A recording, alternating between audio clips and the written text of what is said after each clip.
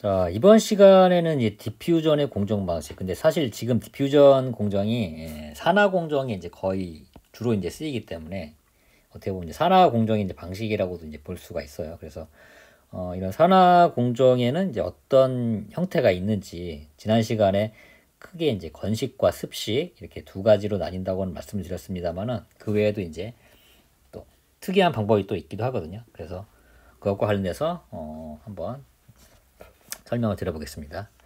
자, 가장 기본적으로 쓰이는 방식이 이제 드라이 옥시데이션, 건식 방법입니다.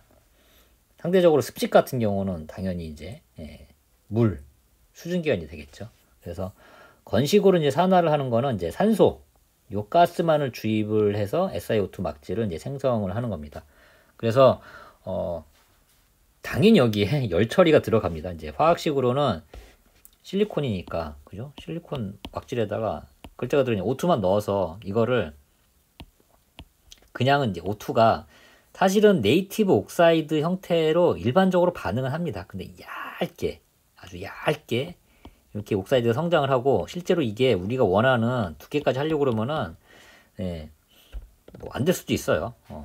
이 초기에 네이티브 옥사이드가 생긴 이후로 더 이상 옥사이드가 이제 안 생길 수도 있거든요.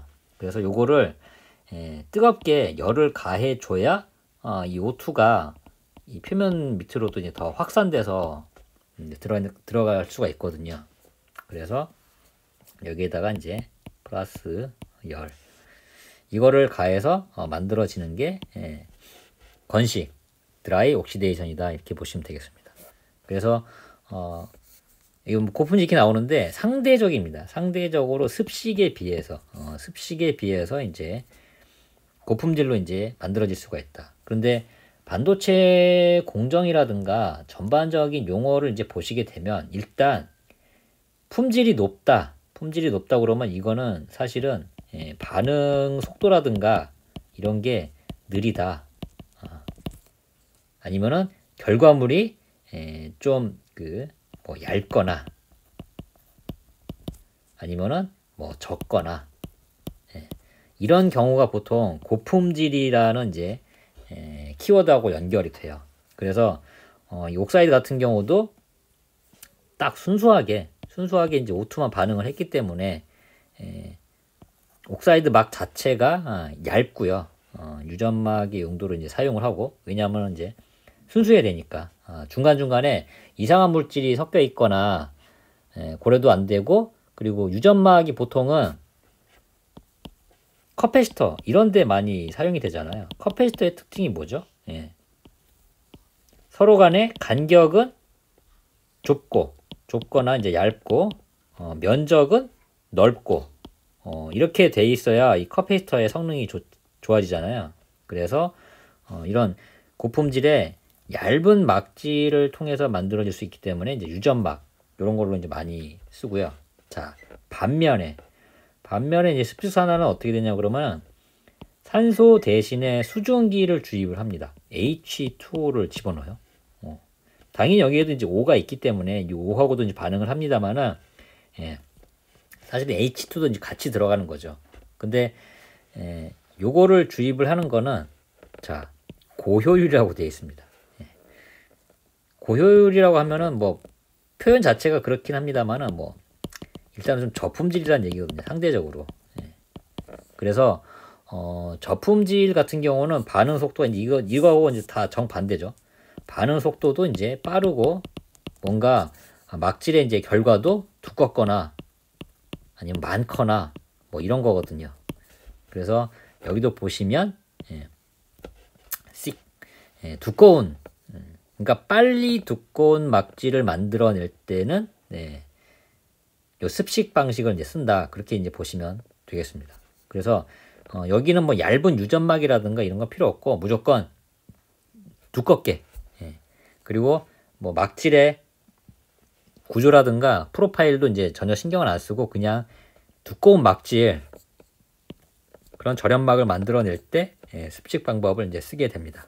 그래서 우리가 이제 이전에 메탈 공정 그런 거 진행할 때도 그냥 두껍게 SiO2 뭐 IMD라든가 이런 막질 만들어내고 여기를 이제 파서 썼잖아요. 그렇기 때문에 이거를 뭐 얇게 만든다거나 이런 용도가 아니기 때문에 그냥 무조건 두꺼우면 된다. 그래서 메탈과 메탈 사이에 확실하게 절연만 시켜주는 용도가 되면 되기 때문에, 그래서 실리콘은 당연히 웨이퍼고요. 여기에다가 뜨거운 수증기를 이제 넣어서 반응을 시키게 되면 여기 Si하고 이제 O하고 반응을 해서 SiO2가 되고요. 남아있는 수소가스는 부산물의 형태로 돼서 나중에 이제 배기 처리를 이제 하면 됩니다. 약간은 좀 특수한 경우가 클로린, 염소를 사용을 해갖고 이제 산화를 하는 방법도 있어요. 그래서 이 염소 성분을 이제 함께 주입을 하는데 Si하고 자 HCl, 우리가 흔히 이제 뭐로 알고 있죠? 일종의 염산이죠, 염산. 염산이 이제 가스 형태로 이렇게 되어 있는 겁니다. 그래서 이렇게 집어 넣어주고 여기다가 O2 가스를 함께 넣어줘요. 그러면은 기본적으로 Si하고 이제 O2하고 반응을 하는 거는 맞는데, 그럼 요거는 이제 드라이 옥시데이션, 건식 산화하고 이제 다를 게 없는데, 이거는 왜 넣어주느냐, HCl은. SiO2가 만들어지면서 여기에서 혹시라도 이 SI 실리콘 웨이퍼에 어떤 불순물이라든가 이런 것들이 존재를 하면 실제로 SiO2 막질 안에 이제 불순물들이 이렇게 들어갈 수가 있거든요. 근데 여기서의 불순물은 우리가 N타입, P타입 이런 것들이 아니고 실제 요거 유사한 성분일 수도 있어요. 유사한 성분일 수도 있는데, 이렇게 되면 이 막질의 성분 자체가 뭐 완벽한 절연막, 뭐 그 저항이 뭐 거의 없는 이런 것들을 만드는데, 이런 것들이 장애 요소가 될 수가 있거든요. 그래서 이 HCl을 넣어주게 되면 여기 있는 Cl 성분이 이제 보통 염소의 특징이 뭐냐고 하면 다른 물질이라든가 이런 원소들하고 강하게 결합을 하려고 하는 특징이 있어요. 그래서 우리가 일반적으로 뭐 수영장이라든가 아니면 소독약의 성분으로 염소 성분을 많이 사용을 하잖아요. 그 염소 성분을 많이 사용을 하는 이유가 그런 불순물 아니면은 오염물 이런 것들을 탁월하게 이제 제거를 하는, 한마디로 이제 그 염소하고 결합을 하는 거죠. 결합을 해서 불순물을 제거하는 그런 이제 효과가 있기 때문에 우리가 옥사이드 내에 아무것도 없는, 물론 드라이도 고품질이긴 하지만 이것보다도 훨씬 더 고품질의 그런 옥사이드 막질을 얻고 싶고자 할 때는 이렇게 클로린을 함께 넣어가지고 반응을 시키기도 한다. 그래서 SiO2가 생기고 뭐 부산물로 HCl이니까 H가 이제 반응을 해서 수증기도 생기긴 하지만 여기서 이제 Cl 가스 이렇게 되어 있습니다만은 저 포Cl, Cl 이렇게 4개가 붙어 있잖아요. 여기에 이제 결합이 끊어지고 이제 다른 그 오염물이라든가 이런 것들이 강력하게 결합을 할 수가 있거든요. 그래서 이런 효과를 위해서 클로린으로 산화를 하기도 한다. 그렇게 보시면 되겠고요. 자, 마지막으로 이제 퍼니스라고 하는 거는 아까 그 이전 시간에서 말씀드렸던 그 석영 튜브 안에 이제 웨이퍼들이 이제 이렇게 막 들어가잖아요. 그러면은 이 튜브 자체를 보통 이제 퍼니스라고 얘기를 하거든요.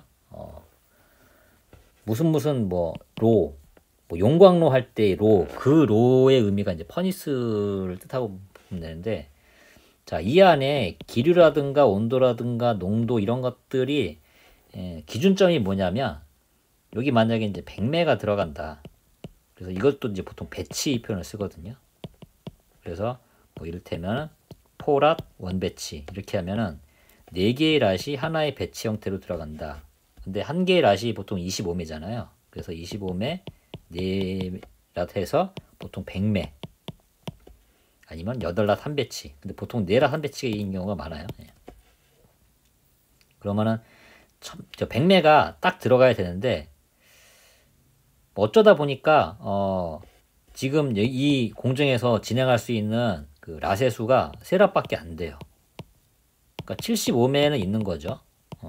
75매는 진행을 하는데 뭐 이를테면 25매는 이제 뭐 한 3시간 뒤에 온다, 뭐 4시간 뒤에 온다 이렇게 하면은 당장 이 75매를 먼저 진행을 하고 싶은데 그러면 앞에서부터 75매를 채울 거냐, 뒤에서부터 75매를 채울 거냐, 중간중간 채울 거냐 이런 고민을 할 필요가 없이 무조건 100매로 다 채워야 됩니다. 왜 그러냐면은 만약에 앞에서부터 75매를 채웠다 그러면은 뒤에가 비잖아요. 그럼 이 뒤에 비어있는 영역에 기류의 흐름이라든가 온도의 특성이 변화하게 돼요. 그래서 무조건 장수는 채워야 된다. 그래서 그 부족한 장수를 채우기 위해서 집어넣는 웨이퍼가 소위 말하는 이제 더미 웨이퍼입니다. 더미. 그래서 두랏이라든가 이제 네랏 이렇게 이제 진행을 할 때 이 빈 공간을 채우기 위해서 넣는 웨이퍼. 그래서 이런 웨이퍼를 갖다가 이제 보통 MPW라고 하기도 해요. 그래서 non production 웨이퍼라고 해서 그래서 이 디퓨전 그 설비가 있는 그 공간에 가보면 이렇게 더미 웨이퍼들이 이제 그 박스가 이렇게 쌓여 있어요. 그래서 지금 진행을 할 때는 여기에서 뭐 두랏, 뭐 한랏 이렇게 가져다가 빈 공간을 채워서 이제 진행을 한다. 그래서 저 MPW는 한 번 쓰고 버리는 건 아니고 그냥 빈자리를 채우는 거기 때문에 이제 계속 끼워서 넣기 쓰는데 아무래도 이게 열 처리를 이제 오랫동안 진행을 하면서 스스로도 이제 계속 뭐 옥사이드 막질이 더 쌓여가기도 할 거고 그렇다 보니까 이제 다른 웨이퍼에 영향을 주기도 하고 이제 그 스스로 막질의 그 한계에 도달을 해가지고 표면이 떨어져 나간다거나 아니면 부서진다거나 이제 이런 위험성도 있기 때문에 이것도 일정하게 수명을 이제 관리를 하면서 지금은 이제 MPW 교체 시점이다 그러면은 이제 새로 다시 이제 웨이퍼를 갖다가 비치를 해놓고 보통은 이제 베어 웨이퍼라든가 아니면은 공정별로 뭐 기존에 옥사이드 막질이 이제 되어 있던 그 공정까지 진행을 했던 것 중에서 뭐 불량이 난 웨이퍼들을 갖다가 필요에 따라서 이렇게 사용을 하기도 하고 그렇게 하면서 실질적으로 생산이 안 되긴 하지만 이렇게 공정을 위해서 사용하는 웨이퍼도 존재를 한다. 그렇게 이해를 하시면 되겠습니다. 그래서 건식과 습식 방식은 보시는 것처럼 순도가 높기 때문에 절연성이 높고 얇고 전기적 특성도 좋고 다만 막질이 자라는 속도는 느리다. 그래서 중요도가 높은 것. 반대로 습식은 요거 정반대죠. 절연성이 낮고 두껍고 전기적 특성도 별로 안 좋지만 빠른 속도로 해서 중요도가 낮은 그냥 두꺼운 막을 만들 때는 습식을 사용한다. 이렇게 정리를 하시면 되겠습니다.